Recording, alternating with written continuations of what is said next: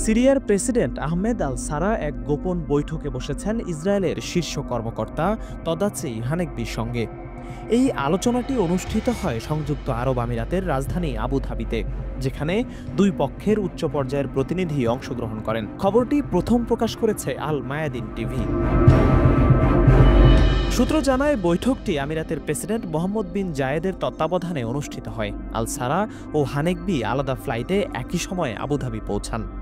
এই গোপন আলোচনাকে সিরিয়া ও ইসরায়েলের মধ্যে চলমান স্বাভাবিকীকরণ প্রক্রিয়ায় গুরুত্বপূর্ণ অগ্রগতি হিসেবে দেখা হচ্ছে।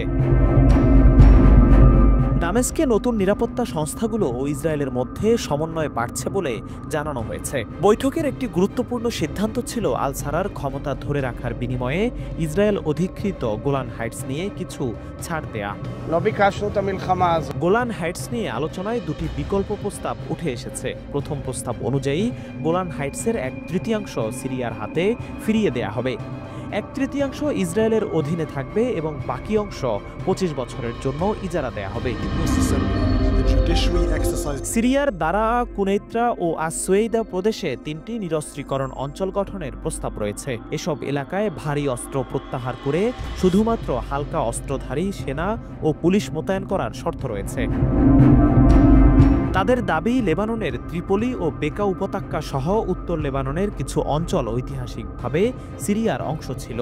এই অঞ্চলগুলি ফিরিয়ে আনার মাধ্যমে একটি বিস্তৃত চুক্তির অংশ হিসেবে আলোচনায় অন্তর্ভুক্ত করার প্রস্তাব সিরিয়ার পক্ষ থেকে এসেছে।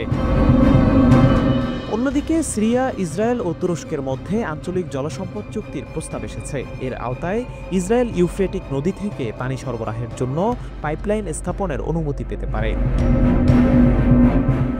গোপন বৈঠকের পেছনে আরেক বিস্ময়কর খবর হল, সিরিয়ায় এক প্রভাবশালী ব্যবসায়ী ও রাজনৈতিক কর্মী সম্প্রতি ইসরায়েলি সংসদ নেসেট সফর করেছেন। তিনি আল সারার পক্ষ থেকে স্বাভাবিকীকরণের আগ্রহ প্রকাশ করেছেন।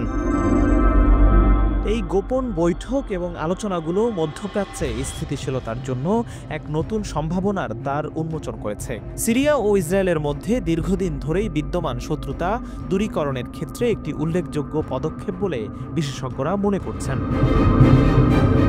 তবে এই স্বাভাবিকীকরণ প্রক্রিয়া অনেক জটিল এবং এতে বিভিন্ন আন্তর্জাতিক শক্তি জড়িত থাকার কারণে অগ্রগতিতে বাধাসমূহ কম নয়। বিশেষ করে ইরান এবং বিভিন্ন মধ্যপ্রাচ্য ভিত্তিক গোষ্ঠীর অবস্থান এই আলোচনায় বড় চ্যালেঞ্জ হিসেবে দেখা হচ্ছে।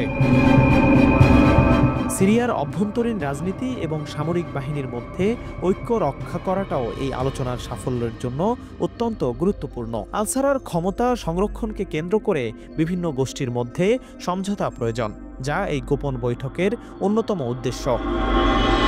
ইসরায়েলের পক্ষ থেকে গোলান হাইটসের উপর তাদের নিরাপত্তার স্বার্থ রক্ষার জন্য কঠোর অবস্থান থাকলেও দীর্ঘমেয়াদী শান্তি চুক্তির স্বার্থে তারা কিছুটা নমনীয়তা দেখাতে ইচ্ছুক বলে আন্তর্জাতিক কূটনীতিকরা জানিয়েছেন। ইসরায়েলের পক্ষ থেকে গোলান হাইটসের উপর তাদের নিরাপত্তার স্বার্থ রক্ষার জন্য কঠোর অবস্থান থাকলেও দীর্ঘমেয়াদী শান্তি চুক্তির স্বার্থে তারা কিছুটা নমনীয়তা দেখাতে ইচ্ছুক বলে আন্তর্জাতিক কূটনীতিকরা জানিয়েছেন। এই গোপন আলোচনার ফলে ভবিষ্যতে মধ্যপ্রাচ্যে রাজনৈতিক ভাঁজ কমে আসতে পারে বলে আশা করা হচ্ছে, যা সামগ্রিকভাবে অঞ্চলটিতে শান্তি ও স্থিতিশীলতার নতুন যুগ শুরু করতে পারে। তবে এর জন্য আরও বহুমুখী কূটনৈতিক প্রচেষ্টা প্রয়োজন হবে।